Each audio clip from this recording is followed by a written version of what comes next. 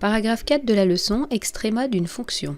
Nous allons définir ce que l'on appelle le maximum et le minimum d'une fonction. Intuitivement, si je vous demandais de me lire le maximum de la fonction graphiquement, vous repériez tous le point le plus haut de la courbe. Il s'agit de celui-ci.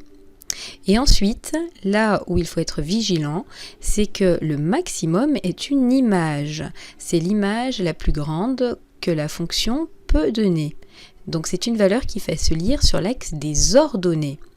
En couleur, on met en évidence le point le plus haut de la courbe, son abscisse et son ordonnée. L'abscisse, ici, on ne va pas prendre un nombre pour montrer que ça peut se passer n'importe où, on va plutôt utiliser une lettre. On va expliquer ici que l'abscisse s'appelle petit a et son image alors est f de petit a. On remet en couleur ces éléments et le maximum de la fonction sera donc f de petit a, c'est ce que l'on écrit dans le paragraphe. On dit que la fonction f admet un maximum en a qui vaut f de a, la valeur du maximum ce sera f de a, quand f de a est la plus grande de toutes les images. Quand f de a est la plus grande des images. Alors si on veut l'écrire en langage codé, f de a est la plus grande des images, ça veut dire que f de a est plus grande que tous les autres f de quelque chose, tous les f de n'importe qui, donc on va noter f de x.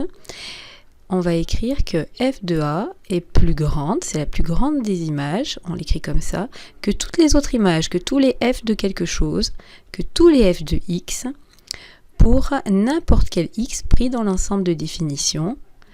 L'ensemble de définition, il s'appelle i dans ce paragraphe, l'intervalle i. Et maintenant, on va parler du minimum. Alors le minimum, on comprend qu'on va avoir un paragraphe semblable. Le minimum, on va chercher cette fois-ci le point le plus bas de la courbe. Le minimum, il va également se lire sur l'axe des ordonnées, c'est l'image la plus basse, la plus petite obtenue par la fonction. Donc ici, si on met en évidence l'abscisse et l'ordonnée associées à ce point, l'abscisse, pour dire que ça peut se passer n'importe où, on va la noter par une lettre petit b. Et ici, on va avoir son image f de petit b. On va écrire un paragraphe semblable à celui du dessus. On dit que f admet un minimum en b qui vaut f de b, car f de b est la plus petite des images. Alors en langage codé, écrire que f de b est la plus petite des images, ça va s'écrire f de b est plus petite que toutes les autres images, est plus petite que tous les autres f de quelque chose, tous les autres f de x, pour n'importe quel x pris dans l'ensemble de définition de la fonction.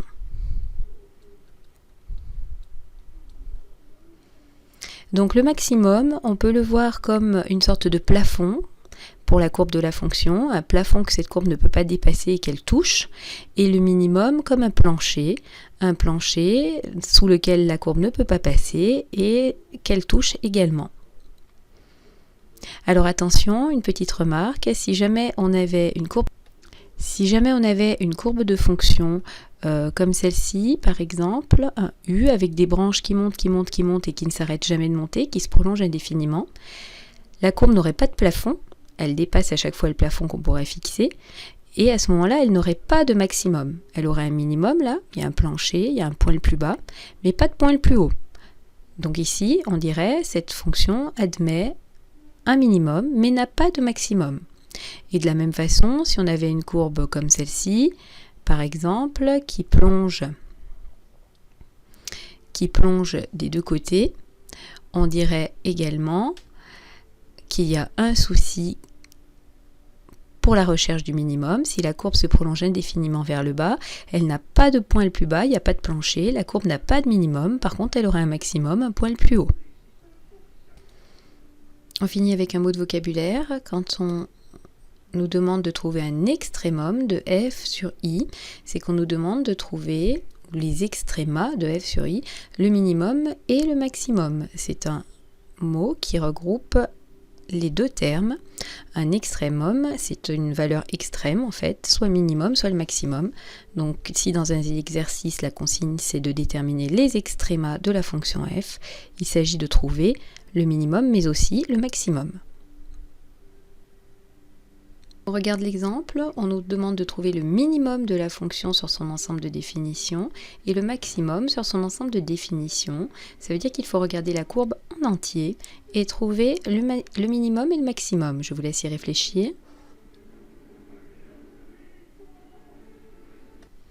Donc on commence par le minimum de la fonction, on repère le point le plus bas, le minimum c'est son ordonnée, il s'agit donc de moins 6, et on l'obtient en calculant l'image de 8.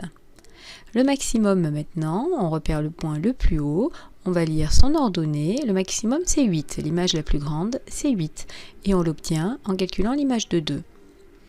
Attention pour les questions d'en dessous, puisqu'on ne nous demande plus de regarder la courbe en entier, mais seulement entre l'abscisse moins 3 et 4. Il faut donc imaginer des murs qui délimitent la partie qu'on va observer.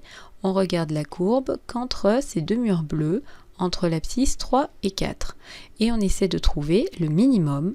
Je vous laisse réfléchir aux deux dernières lignes.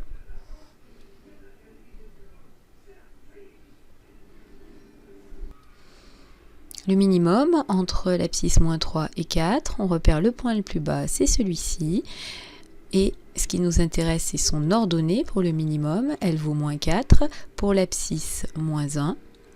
Et ensuite, on change, on va observer la courbe entre l'abscisse 4 et 10, entre deux murs qui sont là, et on cherche le point le plus haut. Le point le plus haut, si on le repère, il s'agit cette fois-ci du point qui est là. C'est le point du début d'observation pour l'abscisse 4 et sa valeur au maximum, c'est 5.